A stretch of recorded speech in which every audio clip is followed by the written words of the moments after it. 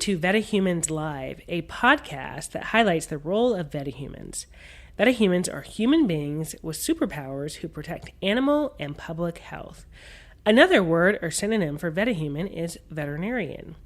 VetaHumans come to exist and develop superpowers after overcoming extraordinary challenges like veterinary school, working in private practice, or even in a research lab, and of course, personal challenges. Once facing these challenges, the vetagenes are activated and superpowers are expressed. VetaHumans use their incredible superpowers to prevent threats to animal and public health. As VetaHumans, we prioritize sharing our whole stories and not just highlight reels.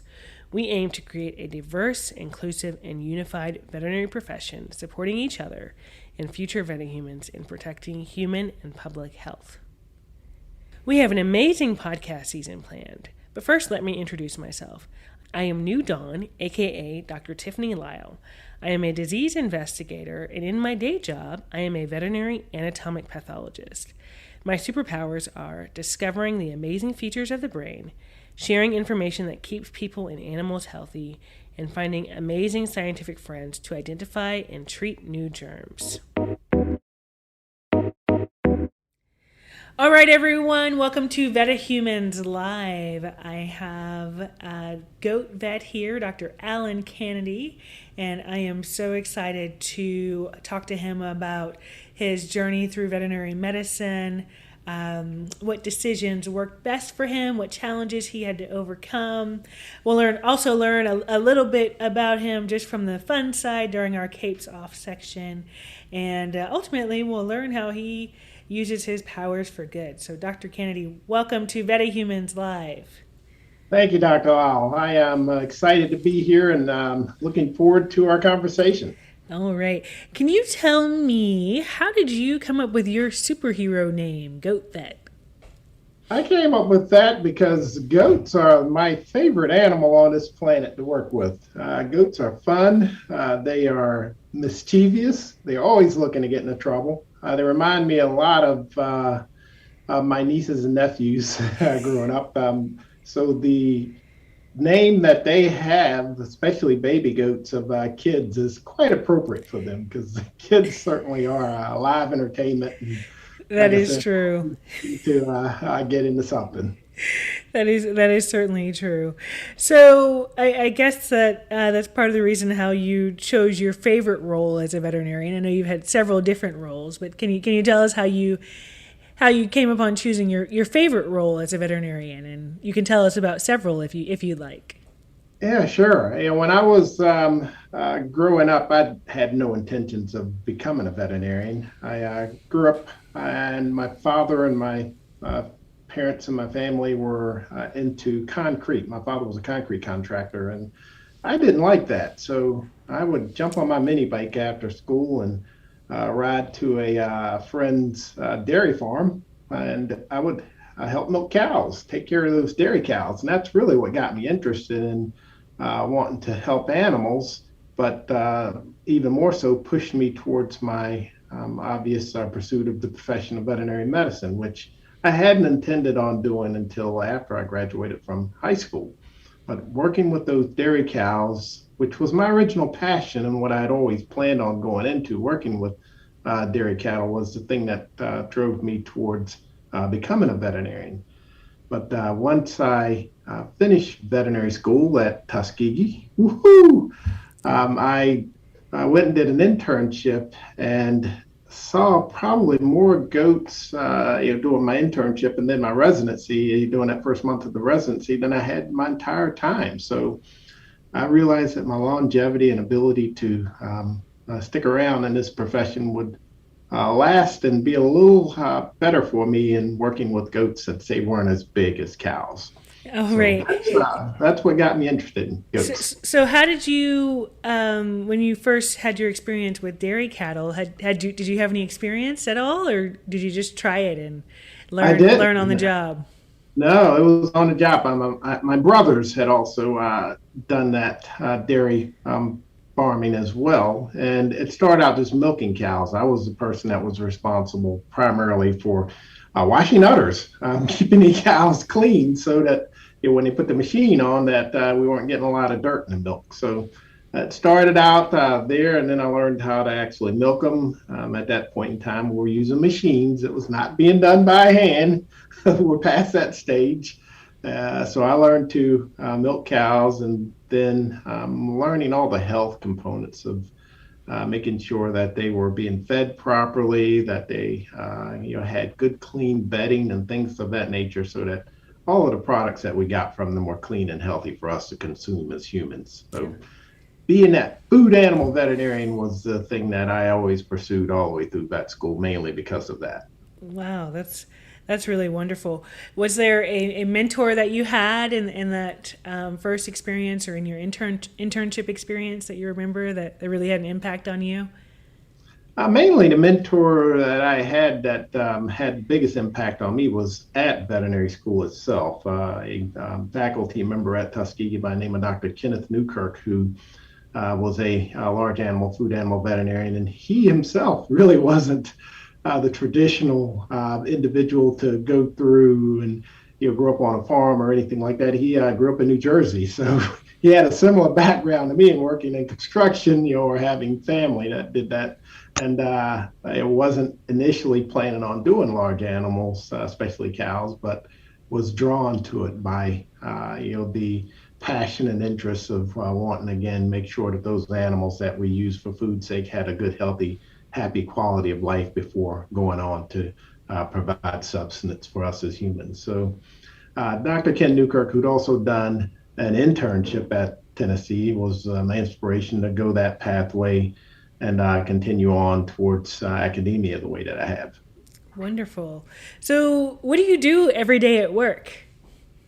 Wow. Okay. Well, every day at work for me is quite different each day. When I do my administrative work at the College of Veterinary Medicine as the director for diversity, it's mostly all the components of recruiting. I serve on our admissions committee at our College of Veterinary Medicine. I help do things to retain and support specifically our students of color at our College of Veterinary Medicine. But I also work with other students that have that interest in my primary area of focus, which is the small ruminants and camelids. So I have student advisees that are also interested in working with the small ruminants, being sheep and goats mainly for me, and then the camelids, which are llamas and alpacas. So I provide them opportunities to come out and shadow me, join me in my private practice, and working with these animals that they also love and desire to work on. And that's pretty much how my typical day and week, I shall say, goes. It's administration at our College of Veterinary Medicine, and then in the private practice. Usually, I do most of my private practice routine work on Fridays and half days Saturdays. So that's when I Okay. get to go out and relieve myself and enjoy being out in the field on the farm. So, you're in the office for about 4 days a week, and then you're out in the field for about a day and a half. Yeah, yeah. Okay. Okay. And then are you visiting farms typically, or also pets that people may have as small ruminants? Yeah, it's mostly what I do is on the farm, house calls. So my mobile vehicle is my hospital on wheels in a sense. I get to jump in my veterinary truck and drive to a person's house or their farm and see their animals there. Now, I will say that most of the animals that I work on, and I use the word animal loosely because uh, most of the ones that I work on are actually pets. And most people don't want you to call them their pet an animal. They prefer you call it their beloved companions. So the bulk of, and again, I say 75, 80% of my patients that I work with are considered to be companions or pets to people. Okay. So, I got another big veterinary medicine question for you, and that is, what is the most exciting part about veterinary medicine to you, about our field? There are many exciting parts about the profession of veterinary medicine for me. Getting a chance to work with young individuals, those students that have that interest in wanting to become veterinarians, and helping them achieve their goals of getting admitted into veterinary school, and then seeing the things that they do after they graduate to go out and pursue their dreams and becoming the professionals that they do. That's a huge part of the pleasure and enjoyment that I have as a veterinarian, getting a chance to work with and mentor young individuals that want to go into this profession. But the other piece that connects with, again, the education component is educating my clients as well about the profession of veterinary medicine and the things that go on that they have no ideas about that veterinarians do, and showing them that people from all different types of backgrounds, races, creeds, genders can do this and do the things that they want and need to have done to help their pets or their animals in the situations that they're calling upon us to assist them. And then the third piece is watching those animals actually respond to the treatments and the therapeutic regimens that we pick to assist them when they have that moment of need of veterinary care, and seeing how they respond and seeing them go from being quite ill to very healthy and happy. That's a very, very fulfilling part for me as a veterinarian, to see these things happen and to see that, wow, this actually works. The medicine, the drugs, the therapy, all these things that we've been taught to do as professionals, when we put them in action, they actually work.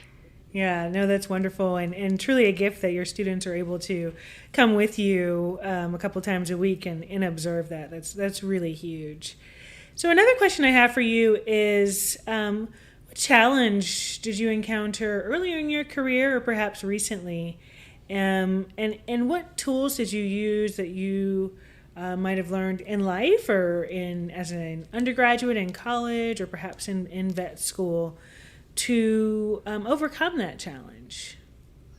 Yeah, and I'd have to say the biggest challenge here recently, and I'm sure that many of my other colleagues have had to deal with, is dealing with the pandemic that we're experiencing right now with COVID, and understanding that even though our communities and our society are still at odds with addressing some of the issues around COVID, that we as veterinarians are still out there and still expected to provide the services that we do in helping these animals in their times of need.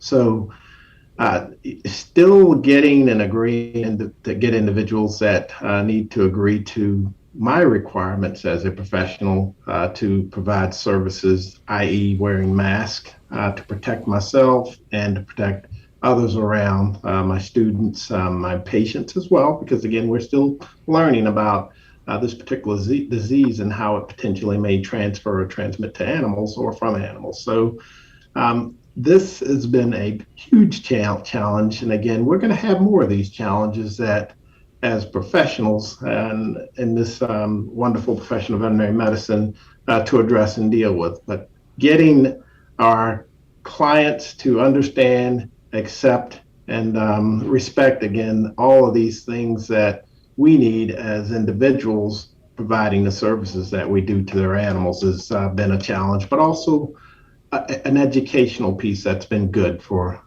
all of the people that I work with and society.